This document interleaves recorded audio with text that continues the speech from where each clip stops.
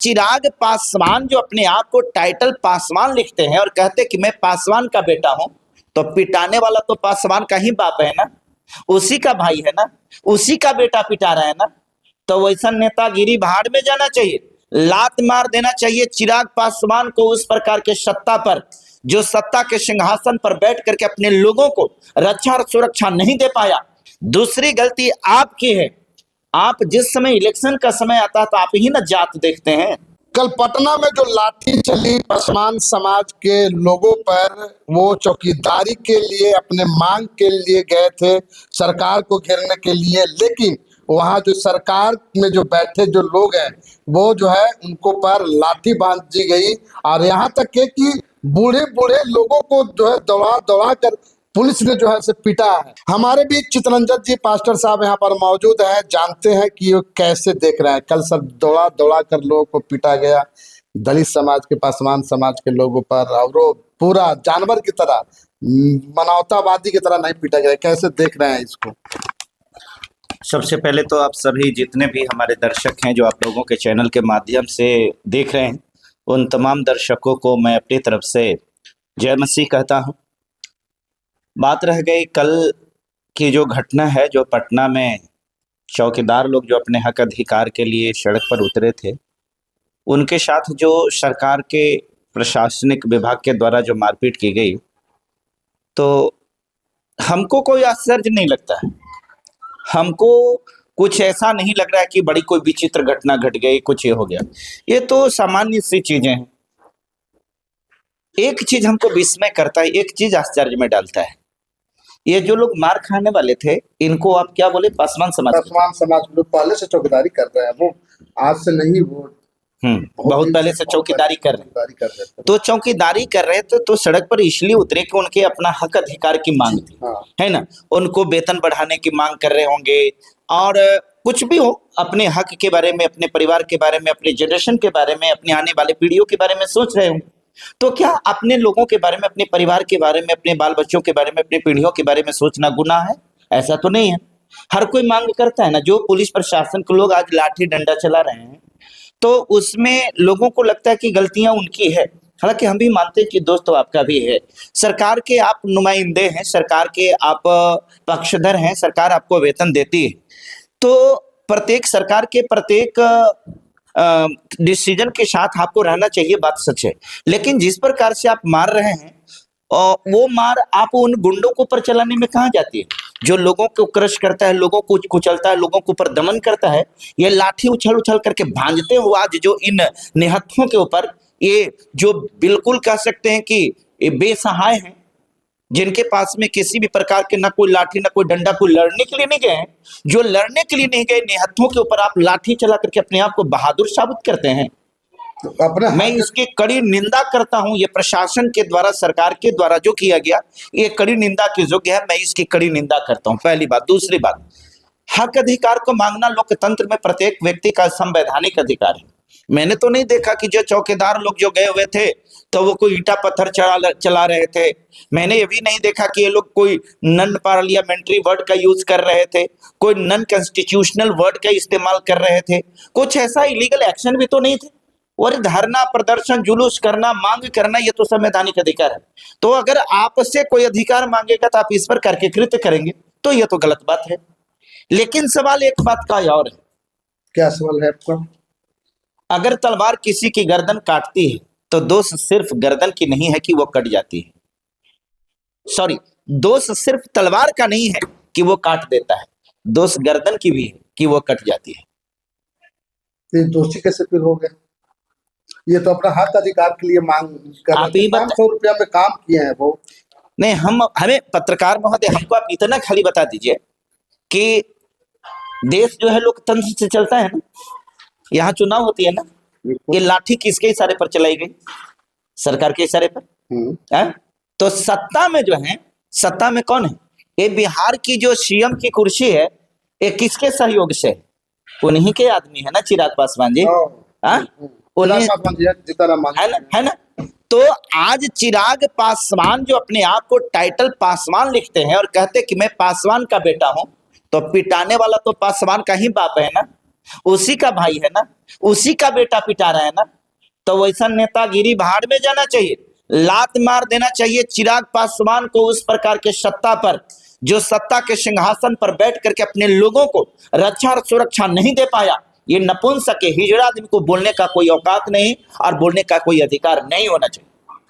ये मैं चिराग पासवान के लिए बात कह रहा हूं। दूसरी गलती आपकी है, आप जिस समय इलेक्शन का समय आता है तो आप ही ना जात देखते हैं, ये मेरा जात है, आप जात तो देखते हैं लेकिन ये बात को नहीं देखते हैं कि आपकी जाति जो है किसका समर्थन कर रही है। वही दमनकारी करने वाली पार्टी को ना, वही सताने वाली पार्टी को ना, वही पार्टी का ना आपके इनका अलायंस है, जो पार्टी देश के कॉन्स्टिट्यूशन को समाप्त कर रहा है, डेमोक्रेसी को समाप्त कर रहा है, जिसके शासन काल में पूरी तरह से अराजकता है।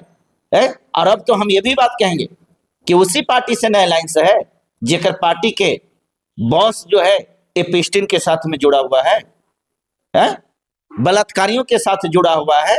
हो सकता है बलात्कार भी किया होगा ना, एपिस्टिन फाइल अभी खुल रही है और फाइलें हैं, ठीक है। तो इन लोगों के साथ में जिनका जुड़ाव है उनसे आप न्याय की उपेक्षा अगर कर रहे हैं तो मुझे लगता है कि सरासर नाइंसाफी है। मैं इन तमाम जितने भी लोग जिनके साथ मारे गए, मैं देख रहा हूं, कोई पिता की उम्र के हैं, कोई दादा की उम्र के हैं, कोई मेरे भाई की उम्र के, इस उम्र के लोग हैं, और जिनके ऊपर लाठी पुलिस बरसा रही है, मैं दावे के साथ कह सकता हूं कि फॉरवर्ड मानसिकता का ही आदमी है जो उस प्रकार से मार रहा है। इनका क्या गलती था? वो तो 500 रुपया में लगातार काम किए और अब जो है 25,000, 30,000, 40,000, 50,000 जो होने वाला है सैलरी, तो ये जाकर के अपना हक अधिकार को मांग रहे हैं कि भाई अब हमको हक अधिकार दो, क्योंकि हम 5 साल में 500 रुपया में लाठी खाया है। और इसके बाद भी यहाँ के जो नेता जो है नहीं बोल पाते हैं, तो कहीं ना कहीं तो ये फिर दलित समाज के होने का क्या मतलब है? नेता इसलिए नहीं बोल पाते कि देखिए, पहले हम लोगों के यहाँ एक टमटम चलता था जेकड़ा में घोड़ा लगा हुआ होता था। घोड़ा बहुत ताकतवर होता था, घोड़ा के पास में बड़ी ताकत होता था, लेकिन उसके रनिंग को, उसके स्पीड को नियंत्रण करने के लिए एक लगाम होता था। चिराग पासवान अगर चाह ले तो क्या नहीं कर सकते।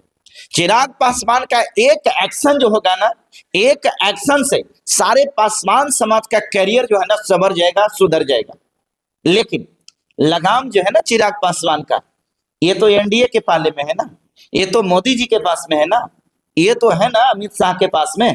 तो जैसे ही कुछ एक्शन लेने के बारे में अगर सोचेंगे भी तो इनका लगाम खींच दिया जाए। तो समाज क्यों नहीं लगाम लगा लेती है? देखिए, यही तो चीज है। समाज जो है, समाज को इस प्रकार से वर्गीकरण किया गया कि जाति के नाम पर, धर्म के नाम पर, ऊंच नीच छुआछूत के नाम पर आज समाज बटा हुआ है।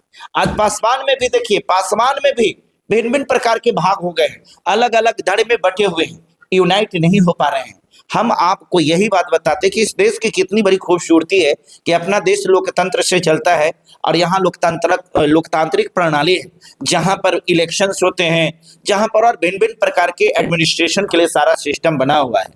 आज अगर सारे लोग जात से ऊपर उठ जाए, धर्म संप्रदाय से ऊपर उठ जाए, तो मुझे नहीं लगता कि जो अराजकता इस प्रकार से फैल रही है ये होगा। और एक चीज और बताते हैं, ये अभी शुरुआत है, अभी शुरुआत हुई है, अभी तो अभी बहुत कुछ होना बाकी है। आप यूजीसी के बारे में देखा था, यूजीसी के बारे में, यूजीसी बिल जब लाने की तैयारी हुई तो अगड़ी जाति के जो लोग थे उन्होंने सड़क पर आकर के क्या नहीं किया, पीएम को तेलिया कह करके गाली दिया, पीएम को जूते से उनके तस्वीर को मारा गया और भिन्न भिन्न प्रकार से कह सकते हैं कि अराजकता का माहौल फैलाया गया। लेकिन आप कोई पुलिस की बता दीजिए तो उसके साथ में किसी भी प्रकार की पुलिस की औकात हुई कि पुलिस उस पर लगाम लगाए? नहीं ना, नहीं। कहीं नहीं।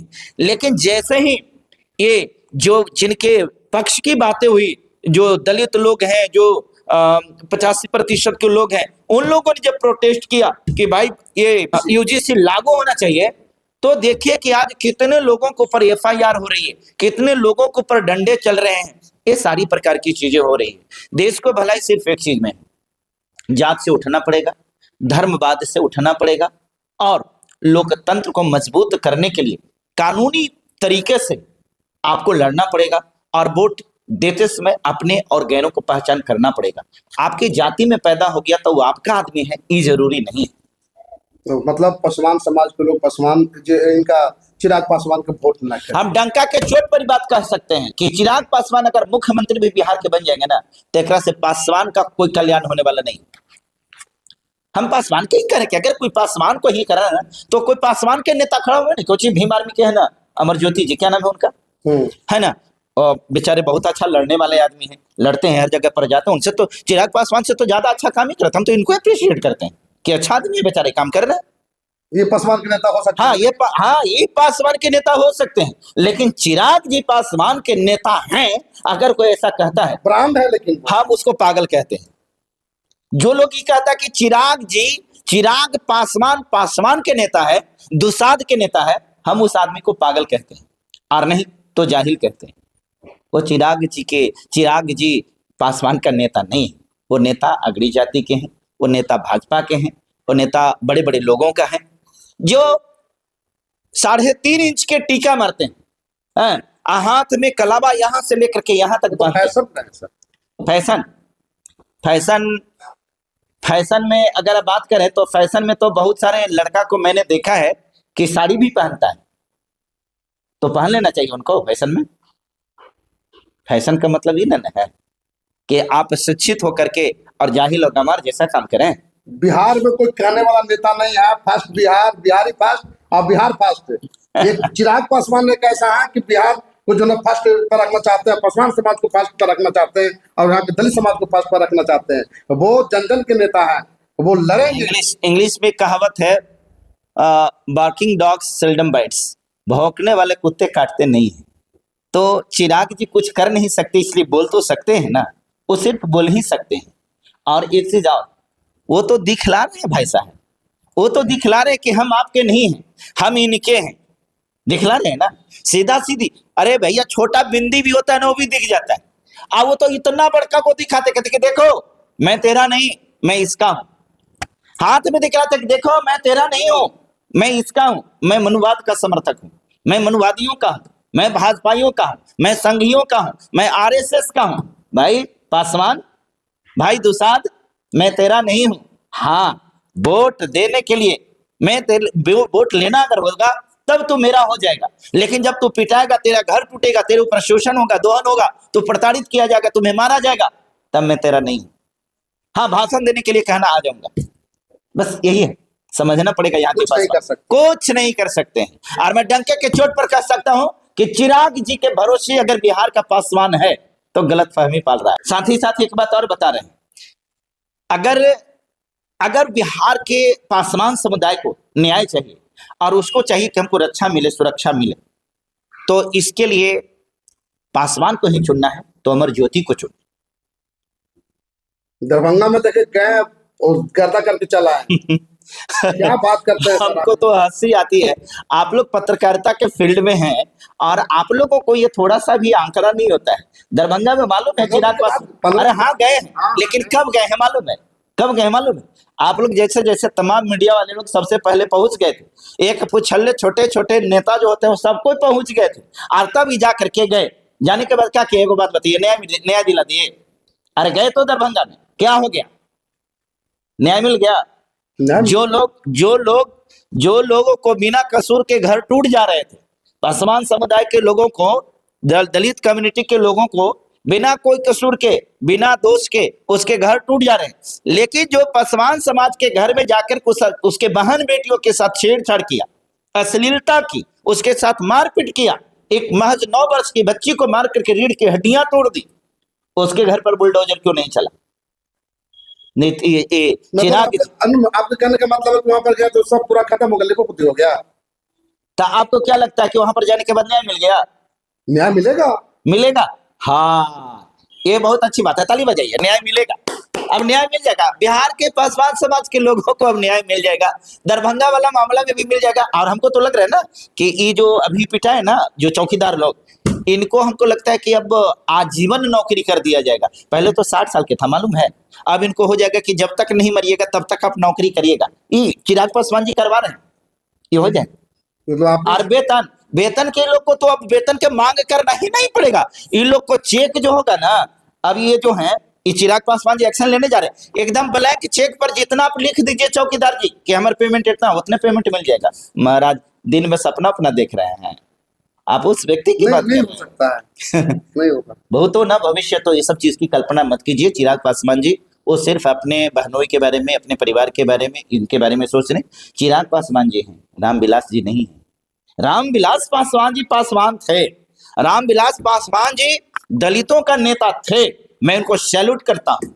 लेकिन चिराग जी को अगर कोई दलित का नेता कहता है तो मुझे तो बेचारगी दिखता है, मुझे तो हंसी आती है कि वो व्यक्ति कितना भोला भाला है कि चिराग पासवान को पासवान का नेता और दलित का नेता कहता है। खेद है, नहीं मिलेगा, आपके हिसाब से नहीं मिलेगा। असंभव। प्रतिक्रिया कमेंट बॉक्स में जरूर दीजिएगा। फेसबुक पर देख रहे हैं लाइक कीजिए, कमेंट कीजिए, शेयर कीजिए, यूट्यूब पर देख रहे हैं सब्सक्राइब कीजिए।